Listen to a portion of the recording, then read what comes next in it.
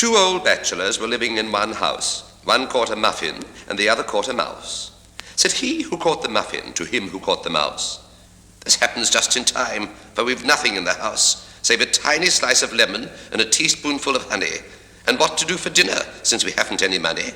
And what can we expect if we haven't any dinner, but to lose our teeth and eyelashes and keep on growing thinner?" Said he who caught the mouse to him who caught the muffin, "We might cook this little mouse if we only had some stuffing. If we had but sage and onion, we could do extremely well. But how to get that stuffing, it is difficult to tell." Those two old bachelors ran quickly to the town and asked for sage and onions as they wandered up and down. They borrowed 2 large onions, but no sage was to be found in the shops or in the market or in all the gardens round.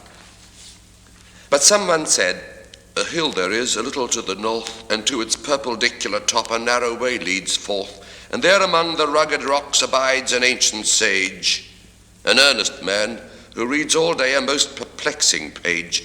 Climb up and seize him by the toes, all studious as he sits, and pull him down and chop him into endless little bits. Then mix him with your onion, cut up likewise into scraps, when your stuffing will be ready, and very good, perhaps."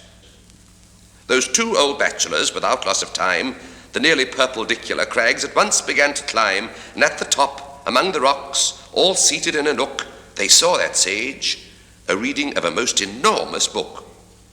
"You earnest sage," aloud they cried, "your book you've read enough in. We wish to chop you into bits to mix you into stuffing." But that old sage looked calmly up, and with his awful book, at those two bachelors' bald heads a certain aim he took. And over crag and precipice they rolled promiscuous down. At once they rolled and never stopped in lane or field or town.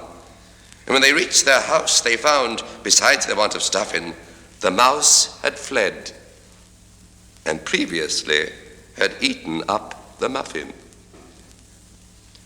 They left their home in silence by the once convivial door, and from that hour those bachelors were never heard of more.